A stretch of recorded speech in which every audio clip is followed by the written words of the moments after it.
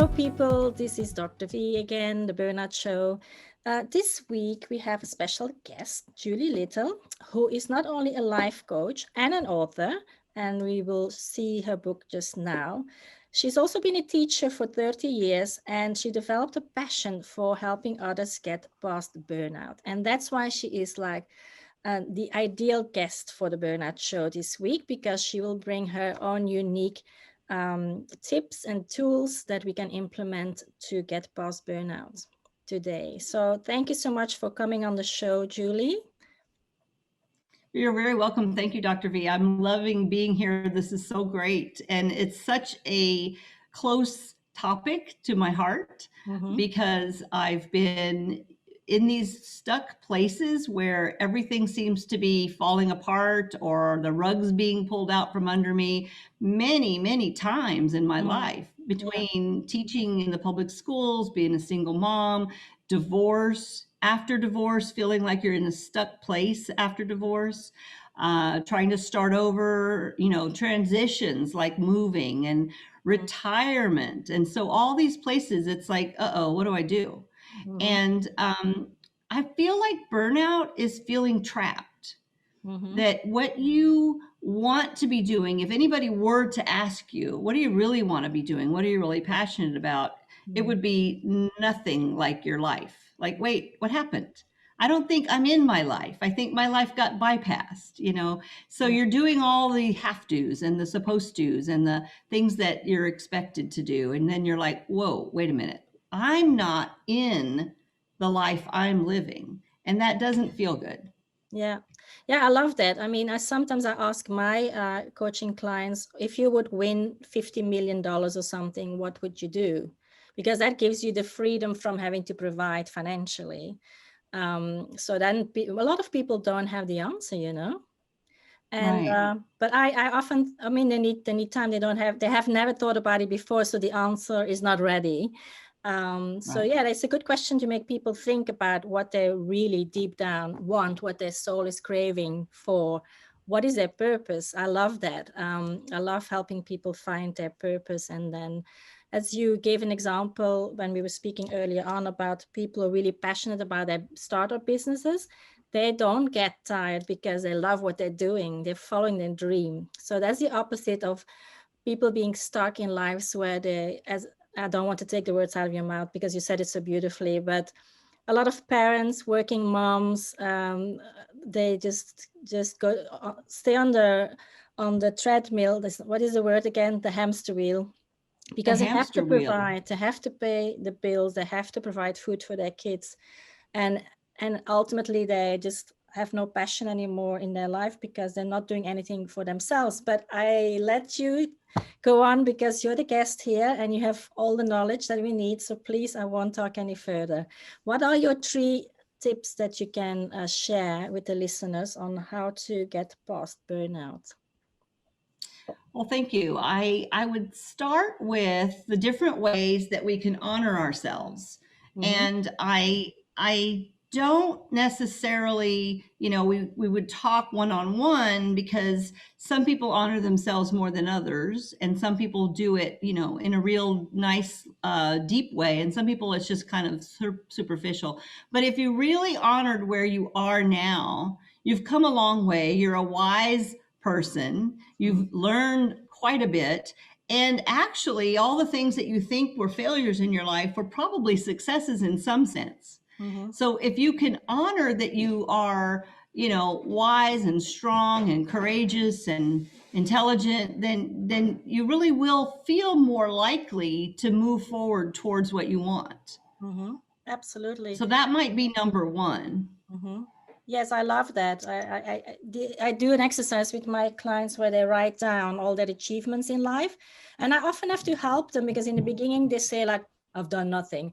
I say like, wait a moment, you've got a nurse's degree. You managed to keep a job for 20 years already. You've produced a healthy child. I mean, there's so many things that you have done that are, wonderful achievements. Don't forget about all of that. So yeah, I do Yes, I agree. think This is very valuable, and a lot of people forget to honor their own achievements, and they shouldn't. Thank you for and I bringing that just up. think we're Yes, you're welcome. I think we're just hard on ourselves. We're everybody. I don't think I've ever met anybody that isn't, and maybe those people are doing their own thing. But another thing is going back. Number two would be going back to the past and looking at what lights you up in your story of when I was a kid, I wanted, or when I was a teen, I wanted, or if you happen to have a free weekend in the middle of the summer, what is it you do? Do you read, or do you walk along the beach, or do you, knit, or, make clothing on a sewing machine? What is your thing that you would do even if you didn't ever get paid for it? Yeah. Right? It's kind of the free gift to the world. And so digging a little deeper into that gift of what is the thing that either lights you up or makes you feel passionate. And sometimes it feels like a waste of time for people to have that conversation. Like, well, it doesn't matter because I can't do that. But it is useful as an investigation, a discovery to discover the things.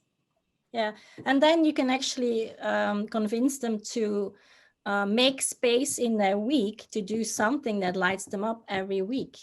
They need to, but I know in the beginning when people have burnout, they just think, I don't have the time, I don't have the energy.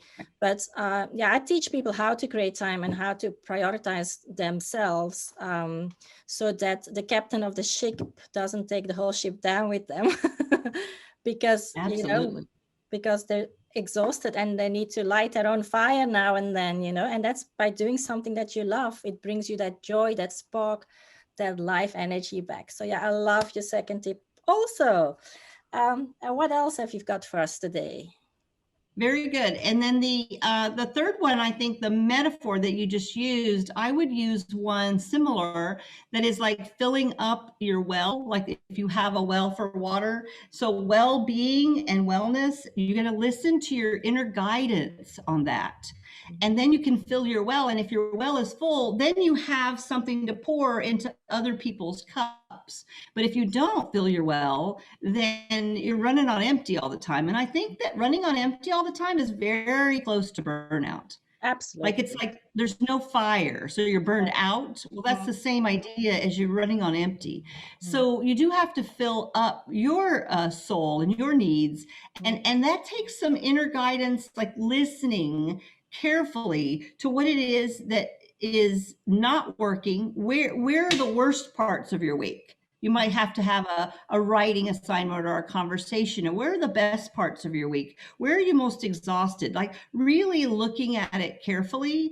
And that's kind of, mindful living, but it's also just like really listening to your inner guidance and then celebrating, which is kind of full circle. We started with honoring yourself, but to celebrate is sort of in all of those categories. It's sort of overarching that celebrate what is working. Absolutely.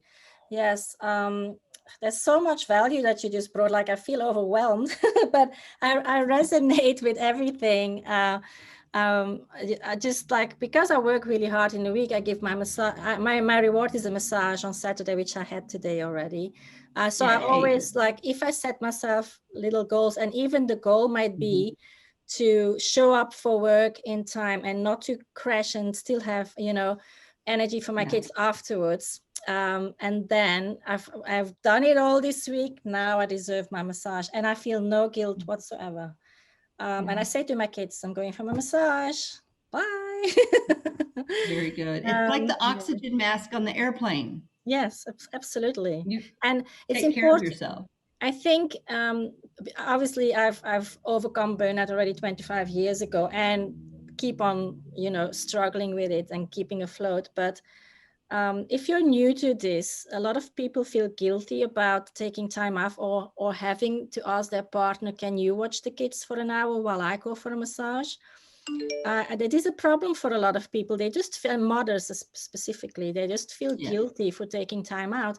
And that's a mindset thing they really need to change, because I think mothers with young children, they are the captain of the whole ship, the whole family. And if they don't take care of themselves, the whole family will suffer.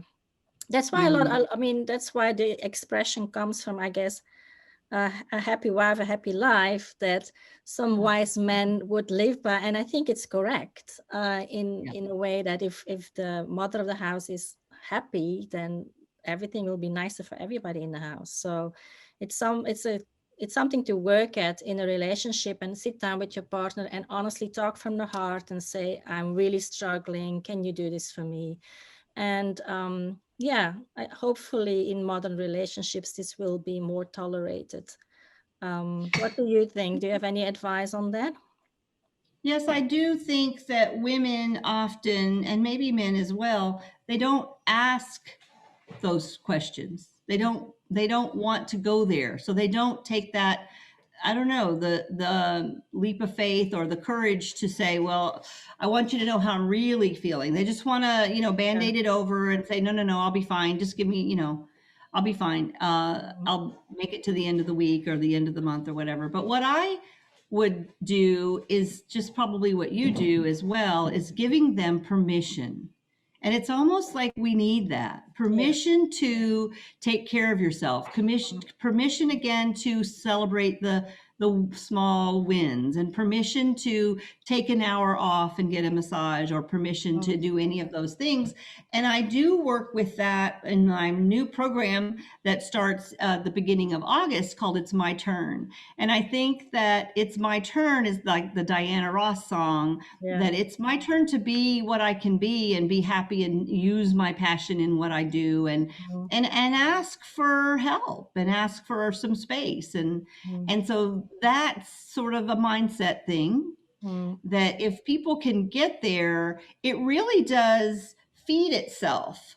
Like, I think of it as an upward spiral. You ask, and then that person actually says yes, or you find a friend who can, trade babysitting with you, and then you feel better. And then that's an upward spiral to, ooh, I think maybe I'll read this book, or I'll go on this walk.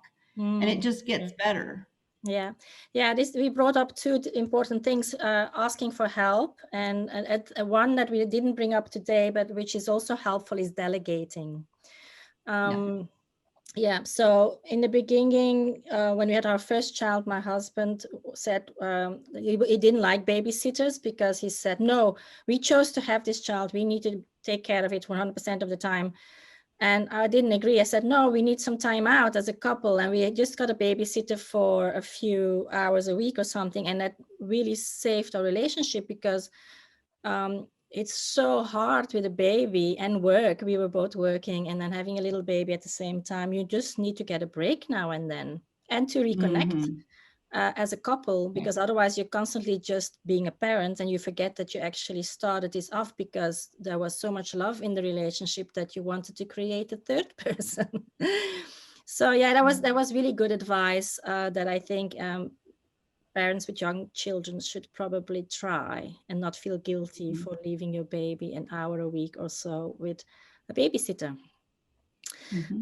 Well, we shared a lot more than planned, and it was so great to have you on the show. How can people contact you? I love the title of your course, by the way. It's my time. It's my turn. It's my turn. Yes, like the Diana Ross song. Yeah. Yes. Well, I'd love to share that. I have a number of things. I'll put in my email, and it's just julie.little52@gmail. I have my website, which is currently J Little Health. My company name just changed. I'm Jewels of Wellbeing. That's kind of fun. I got to change my name of my company. And then the book that I just finished publishing in December it's The Light on the Pond Scum, and it's a memoir. Okay. So Light on the Pond Scum is the story, I guess, of my burnout, and my struggles, divorces, changing careers and jobs and retirement and lots of different things. And it's really a story of the difficulties growing up and how that affected me in my middle years. And then that sort of leads to how I became a life coach. Yes. So I've had people say that they don't want to read this book to know more about me. And I remind them that you read this book to know more about you. Yes. It resonates so much with me. It's very similar to my story. I do believe that the way we were brought up makes us these high performance people who have a higher risk of burning out in any case. So there is definitely a link. And that's why I've written my memoir also. I'm just going to show it again. And I'm looking forward to reading yours. Mine is called My Surgeon Talks to Angels, A Journey from Science to Faith. And there's a lot of action, passion, and spirituality all in one story. And that's so great. Yes. It's good enough to make a movie. I'm just waiting for the invitation. Wow. That's my dream. That's great. Yeah.